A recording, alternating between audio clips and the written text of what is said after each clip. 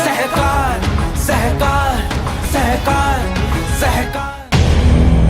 Rehab area, तो rehab में देखो आपको तय करना है कि आपका लोकेशन कहाँ होगा। फर्स्ट से सेवंथ या 7 से अप आपको तय करना है। लोअर फ्लोर जाना है, अपर फ्लोर जाना है, फ्रंट साइड जाना है कि बैक साइड जाना है। देखो वायबिलिटी के ऊपर है प्रोजेक्ट की, ये कोई कानून नहीं है। तो डेवलपर हमेशा कोशिश करता है फ्रंट का उसको मिले तो हमको बैक का मिले। वो अब आपको डिसाइड करना है टेंडर में ही। तो हमको आइडिया तो लगी गई कि 20,000 डेवलपर को जा रहा है कि 25,000 जा रहा है, और उसके लिए कमाई जरूर छोड़नी है। उसके बाद डेवलपर 1 फुट भी एक्स्ट्रा नहीं बना पाएगा। पास होता है 33(7)A में और बनता है 33(9) में। ऊपर का नफा भी वो लेके गए।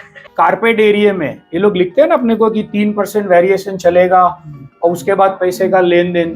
तो पहले ये देखना वो वेरिएशन कंस्ट्रक्शन कंस्ट्रेंट था कि प्लानिंग कंस्ट्रेंट। वो 500 मान लीजिए 500 के सामने 700 दे रहा है, लेकिन प्लान ही 670 का पास कराया, तो कहां से 600 आएगा? आप वो चेक करो कि उसने जो प्लान प्रपोज किया वो कितने फुट का है। अगर वो 700 फुट का ही था तो ठीक है, दीवार थोड़ी टेढ़ी मेढ़ी बनती है तो मैं मानता हूँ पॉसिबल। लेकिन जब आपका प्लान ही 670 का है या 750 का है, फिर बोलता है प्लानिंग कंस्ट्रेंट मेरे को 50 फुट एक्स्ट्रा आया। अरे भाई तू प्लान ही सबमिट 750 का करेगा तो 750 आएगा। इसीलिए मैंने पहले क्या बोला, डीए तब तक अप्रूव नहीं करना है जब तक प्रपोज प्लान नहीं आता। अब प्रपोज प्लान अपने आर्किटेक्ट के पास जाओ, देख भाई मेरा फ्लैट 500 फुट है, ये 700 फुट बोल रहा है, 700 फुट होता है क्या? क्योंकि एरिया रेरा में लिखा है। प्लानिंग कंस्ट्रेंट है तो हम एक पैसा नहीं देंगे। कंस्ट्रक्शन कंस्ट्रेंट ठीक है, लेबर है, होता है, दीवार हल्का टेढ़ा मेढ़ा होता है। और सेकंड ये भी पूछने का, इसने क्या बोला मालूम है, 3% से ज्यादा आएगा तो पैसे दूंगा। तो 3% का देगा या ऊपर गया उसका देगा? मान लीजिए कम 5% हुआ तो 2% का देगा कि 5% का देगा? लेकिन यही जब बढ़ता है ना तो पूरा 5% मांगता है।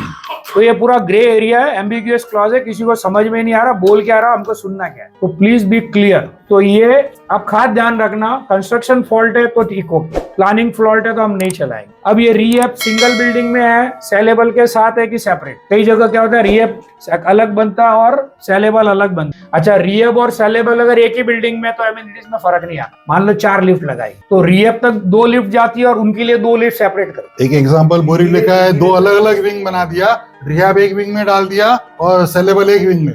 उधर का पूरा एमिनिटीज अलग, इधर का लिफ्ट से लेके लैच से। उधर रिहैब में दिया 500 रुपए वाला लैच, इधर दिया 25,000 वाला। हाँ, तो आप स्पेसिफिक, इसीलिए मैंने बोला अगर हमारा कंसेप्चुअल प्लान है तो आपको सब ओपन होगा। और जब प्लान आईओडी आती है ना तो अब आपके आर्किटेक्ट से चेक करवाओ कि वही है कि नहीं है। जबकि मैं तो बोलता हूँ redevelopment is a pure business.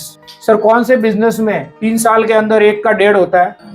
तो बिजनेस समझ के रीडेवलपमेंट कर लो। और अगर रीहैब और सेलेबल अलग है तो दोनों का स्पेसिफिकेशन एक होना चाहिए। और नंबर 2, रीहैब का कंस्ट्रक्शन 50% आगे चलना चाहिए। आप लिखो सहकार सहकार सहकार।